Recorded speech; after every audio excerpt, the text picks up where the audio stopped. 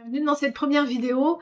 Avant de vous montrer Sora 2 et d'aller plus loin sur la technique, les fonctionnalités et tout ce qui va bien pour que vous soyez autonome, je voulais commencer par aborder la thématique qui m'est chère, le marketing, et notamment les définitions du snack content et du même. Si vous n'êtes pas habitué à tout ce qui est vocabulaire du marketing, ça vous permettra de comprendre pourquoi j'ai souhaité faire cette formation.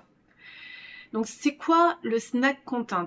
Le snack content, c'est, comme le dit si bien ce site internet, ça va être des contenus courts, impactants et concis qui vont vous permettre d'avoir un impact sur les réseaux sociaux, mais pas que, ça peut être également sur votre site internet, pour être consommé rapidement, impactant et voilà, pouvoir véhiculer un message. On verra qu'il y en a de plusieurs types et ça dépendra vraiment de ce que vous souhaitez véhiculer comme message. Je vous donnerai dans le document des URL de la formation, toutes les URL que je suis en train de vous montrer actuellement qui vont vous permettre d'aller un petit peu plus en profondeur par rapport à ce que je vous montre. Donc, ce côté snack content en 2025, c'est toujours d'actualité lorsqu'on fait du marketing, surtout sur les réseaux sociaux.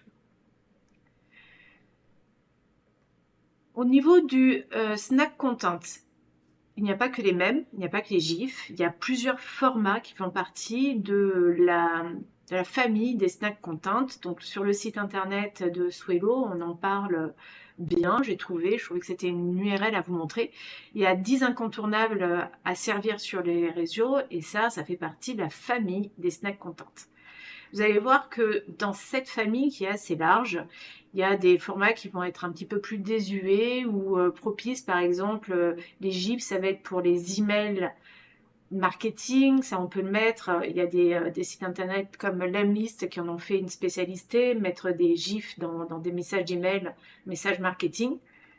Vous avez, et c'est un peu plus ça qui m'intéresse dans cette formation, le fait de pouvoir faire des mèmes, donc des images, mais également des vidéos qui vont parler, qui vont être facilement utilisables sur les réseaux sociaux, qui vont peut-être pouvoir buzzer, ou en tout cas qui vont transmettre une image et un message dans une certaine direction. On verra plus tard lesquelles.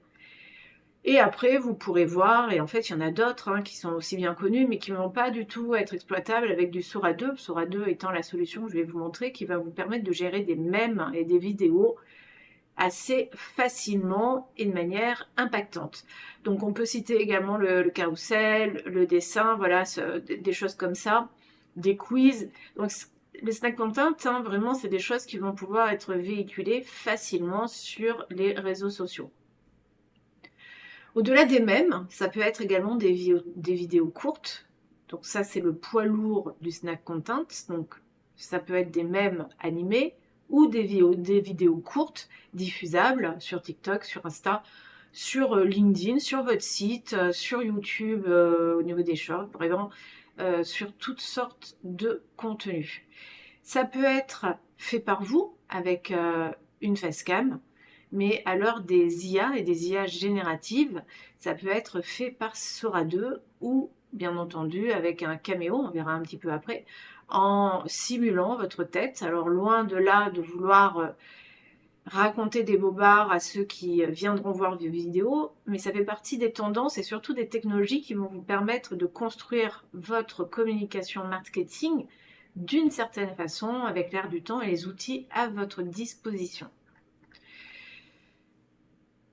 Si on regarde un petit peu plus loin, là je suis sur le site de BPI France. BPI France est un site internet pour professionnels.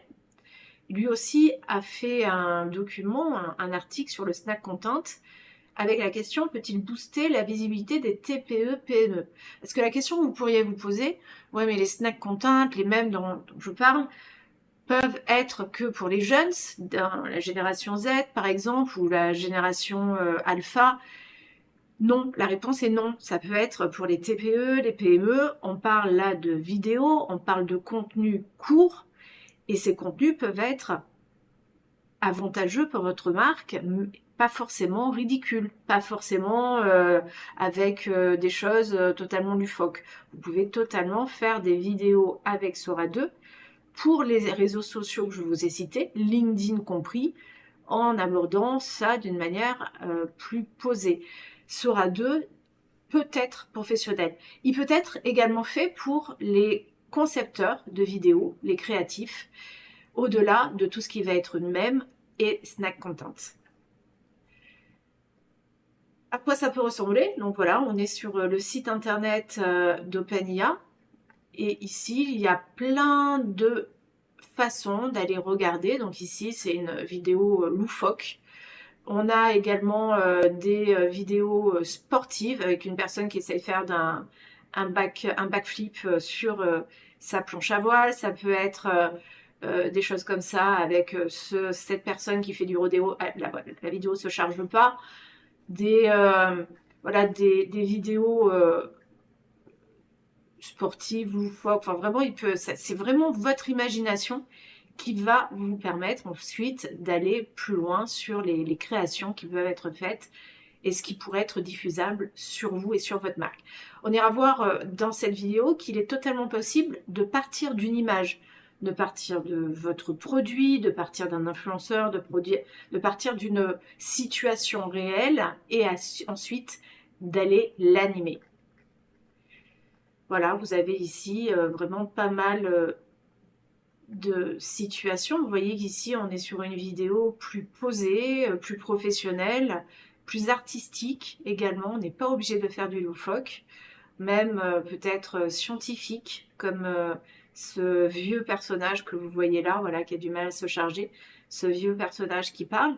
Et ce qui est encore plus impactant, et je terminerai sur ça, c'est qu'actuellement, on rentre dans la génération de vidéos qui vont inclure les effets spéciaux sonores, mais également les dialogues. Alors, dans la limite des secondes qui sont possibles d'exécuter sur Sora 2, mais c'est tout en un. C'est totalement possible de pouvoir générer les